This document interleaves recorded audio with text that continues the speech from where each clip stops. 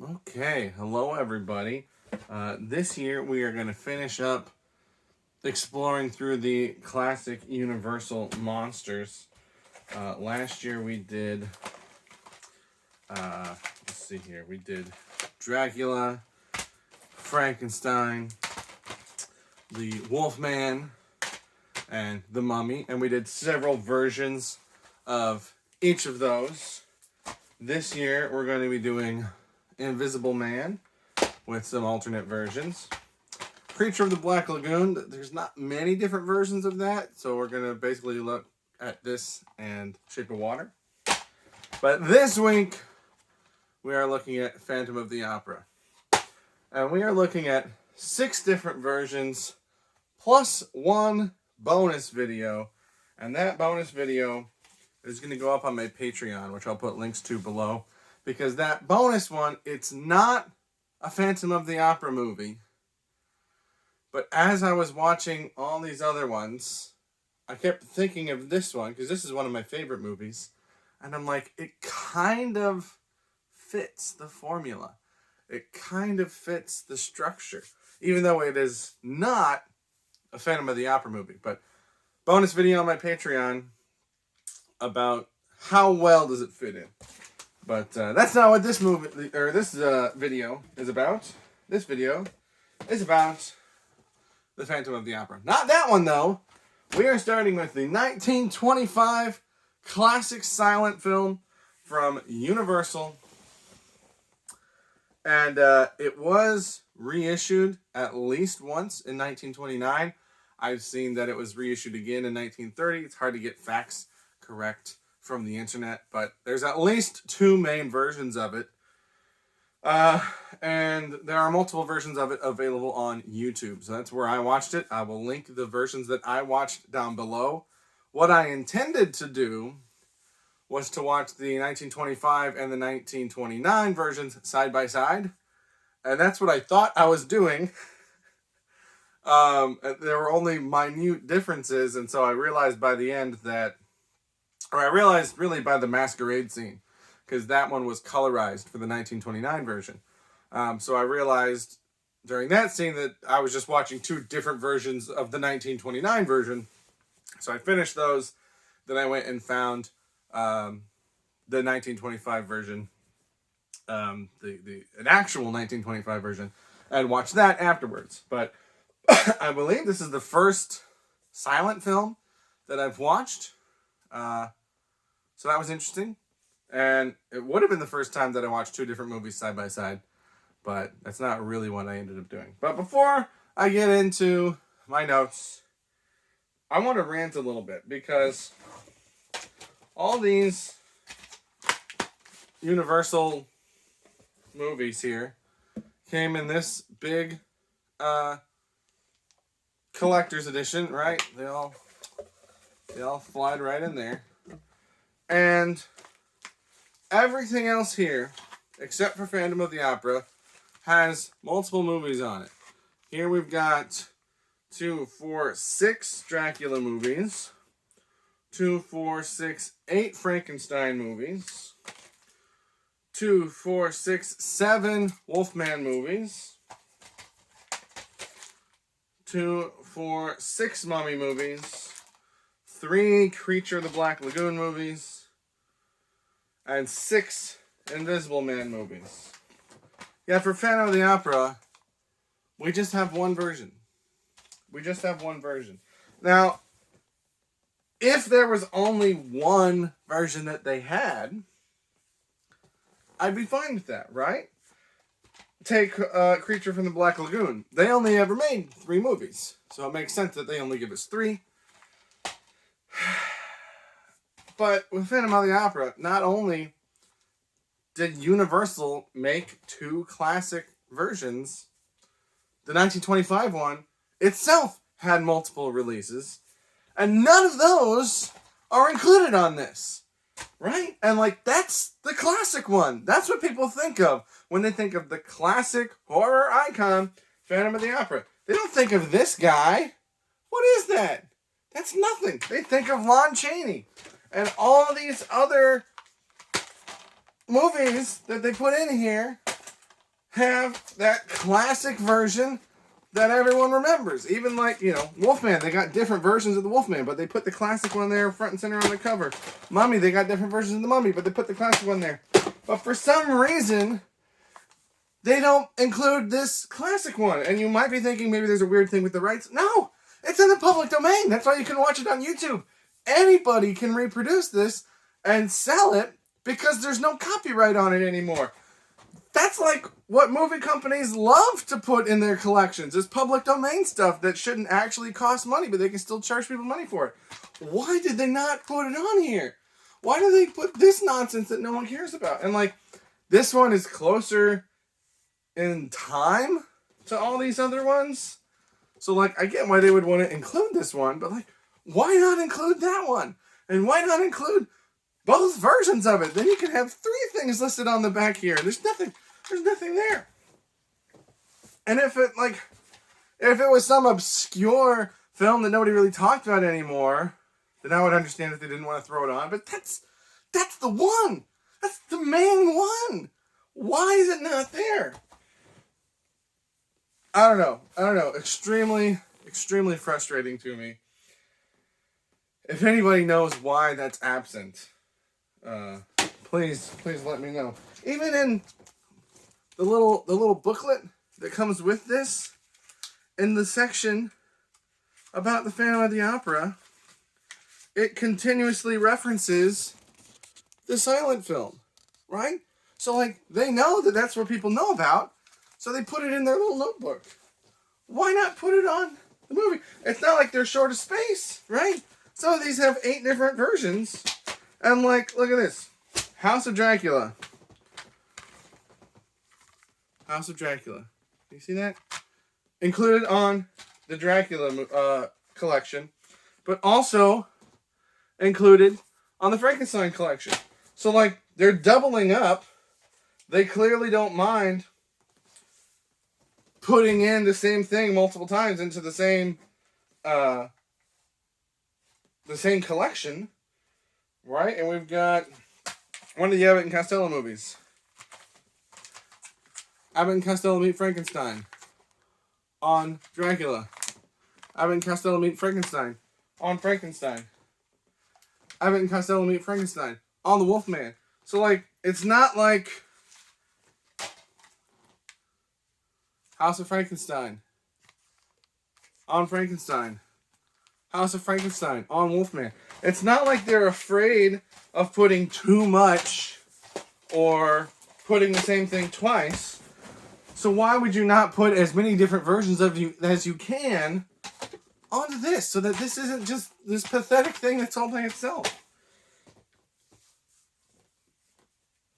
It makes me upset. But we've spent enough time on that. Let's talk about the actual movie. So, as I took my notes, as I said, I thought that I was watching both versions at once, and I tried taking my notes in separate columns to reflect that, and then at a certain point, I realized that that's not what was happening. So then I went back and rewatched later, and then tried modifying my notes. So my notes are a little off. First thing, let's go over what's on the board first. We talked about the fact that it's Universal, it's a silent film, and it's the classic one. These numbers here in the middle. For all of these, I kept track of the ages of Christine and her love interests. Now, I should point out, I meant to say this up top, before this project, the only version of Phantom that I was familiar with is the musical film from 2004 with Gerard Butler. I had never read the book. I had never seen the show. That was my Phantom experience. So everything that I was taking notes on kind of is based on this story that I know. So even though we're going in order, just know that this is where I'm coming from, and I feel like that's probably where most people are coming from. Really, my entry point into Phantom of the Opera was performing music from the show when I was in high school band. And so I knew the music. I loved the music. I played trumpet, so I got the best parts of the music. And then when I watched the movie, there was, I think, I want to say that there was a choir trip, and the choir kids at my high school went and saw the show, and I wasn't in choir at that time, but like it was then a very big deal in the music nerds at my school. So then I became interested in it, and at some point, I don't know if it was in high school or college, I watched the movie for the first time. And so because I knew the music, and because my friends had all enjoyed it, I enjoyed it quite a bit, even though I had never seen the show. So that's my starting point there. And something that has bothered me about this movie for a long time is that the adult men in the movie are making out with a child. The actress playing Christine was a child while they were filming. And that has bothered me for over a decade since I learned it. So I wanted to track the ages of these characters throughout all these different versions. Maybe that doesn't bother some people, maybe it doesn't bother most people. But it bothers me, so I'm going to see which movie does the best in that respect. So, on our notes here, the actor playing the Phantom was 42 at the time of filming. The actress playing Christine was 23. And the actor playing Raoul was 31. Which means Raoul was 8 years older than Christine, and the Phantom was 19 years older. Now, I understand actors aren't always the same age as their characters, so maybe some of these men, the characters were supposed to be younger, and the girl, Christine, might have supposed to be older. But at a certain point, the real world effects take place. So I'm tracking this through all of them. And I also want to say that I don't have an issue with the concept of an age gap if both people involved are A, adults, and B, consenting, which is not the case in this story. So we're just gonna track it through all of them. But don't take it the wrong way. Don't think that I have a problem with anybody together with someone that's got an age gap. I happen to have some people very close to me that have quite an age gap, and there's no issue with it because they're both adults and they're both consenting. But Christine's 23 here, definitely an adult. Okay? So not a huge issue with this. We'll compare it more as we go. But that's what those numbers are. And then at the bottom, we have my rankings out of the 6 versions of the Phantom, Christine, Raoul, and then my overall ranking of the whole movie. So you can see this is my personal favorite Phantom, number 1 out of 6. Christine gets a 4 out of 6, the 4th best. And Raoul gets a 5 out of 6. But overall, this is my second favorite of all the versions that I watched. I liked this one a lot. I was kind of surprised by it. But let's finally get into my notes. 15 minutes later.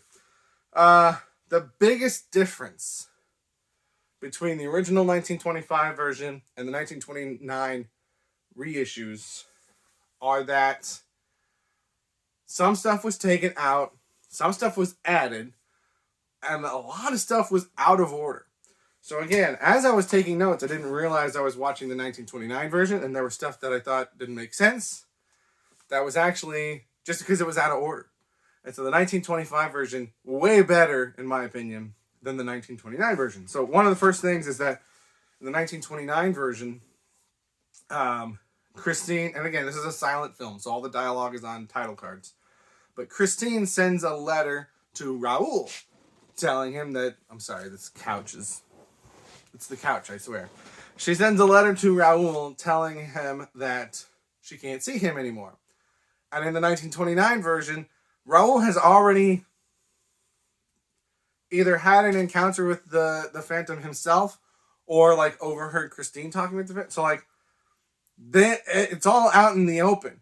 And then she sends this letter, and it starts with, I cannot explain why, but I can't see you anymore. And it's just like, I'm pretty sure we all know what's going on. Like, that's a weird way to word that. But in the 1925 version, she says that before everybody else has had their interactions with the Phantom. So it makes way more sense. The lake, the underground lake and tunnels are actually explained in this version. I feel like you can kind of just assume that people will understand that it's like catacombs and stuff like that. I always just kind of assumed it was really fancy sewers. But in this, they explain that it's like old torture chambers and things that were used for specific purposes that have kind of just fallen out of use. Another strange thing is that in the 1929 version, they don't have this storyline of the angel of music, or they call it the spirit of music. This concept that she thinks that either her father or an angel sent by her father is training her. This whole concept of the teacher is not really present. It's just the Phantom. So there's a point in the movie where he's taking her down to his lair, and she kind of stops and she's like, "You're the Phantom." Again, she doesn't say it. It's in the title card, but "You are the Phantom," and it's just like, duh. What else did you think this was? But in the 1925 version, they make a distinction that she believes that there's a teacher present, separate from the Phantom, and then she realizes that, oh, I thought this was my teacher, but it's actually the Phantom. And then, of course, later realizes that they're both the same person. But again, that's just another thing that doesn't make sense with how they reordered it. Any other big differences? I feel like they were... Oh, Carlotta. In the 1925 version, we see Carlotta interacting with the managers, just like I'm familiar with from this version. In the 1929 version, for some reason, they cast like the singing parts on stage with someone else. So then every time Carlotta is in talking with the managers, they have that be Carlotta's mother.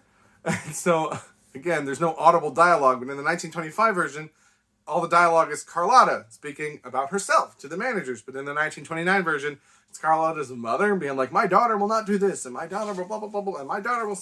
And it's just really weird. I have no idea why they did that. So I think those are the main differences that I noticed. But like I said, there's just different things that are out of order. There's a scene with a man with a lantern that they added into the 1929 version that it's just randomness. It makes no change at all. But it's just the 1925 one is better. So if you haven't ever watched the old classic version, definitely find the 1925 version.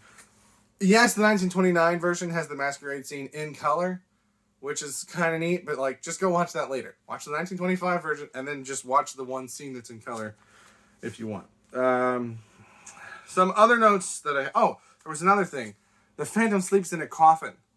And in the 1925 version, Christine goes up to this room that the coffin's in, goes through this curtain, and then she's in the room with the coffin, and then she comes back out.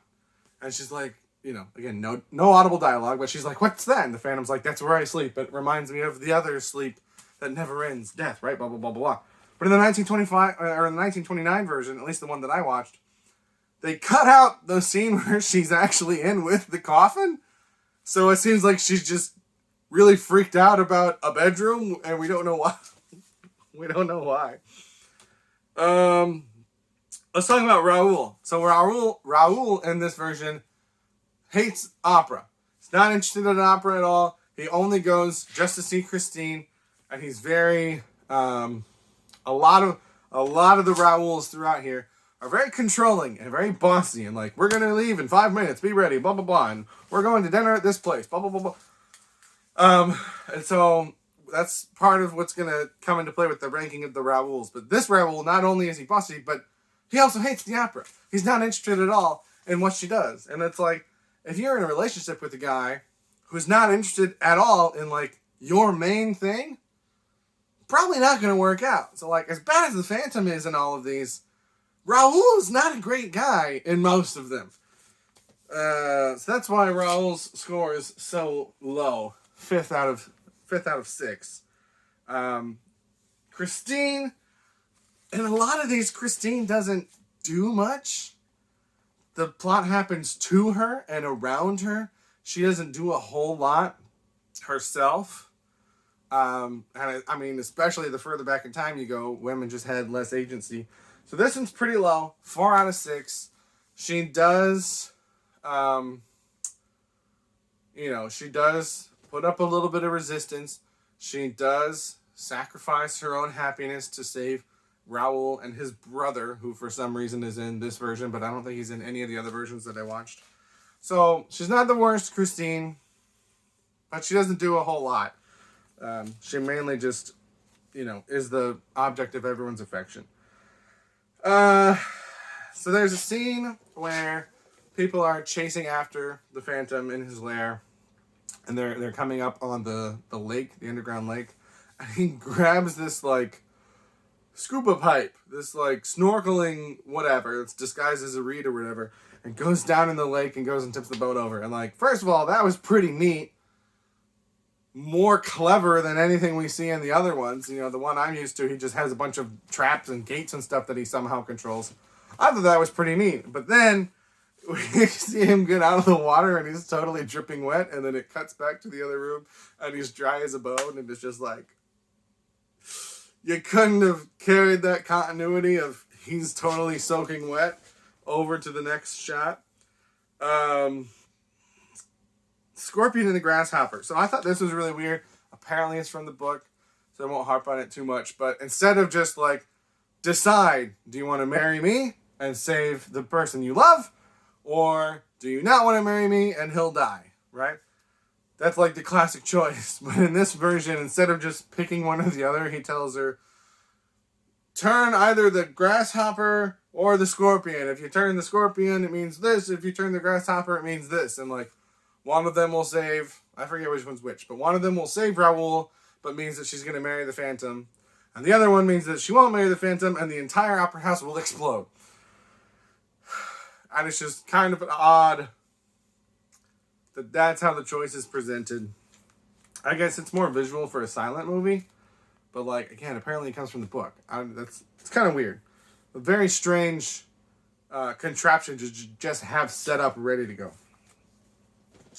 Every room has a trapdoor, so we go down I think he says at one point that he's in the 5th cellar, and then other people on that level go down even more through further trapdoors. It's just every room has a trapdoor. I don't know if those were just really common back in the day or what, but at a certain point it seemed a little bit overkill.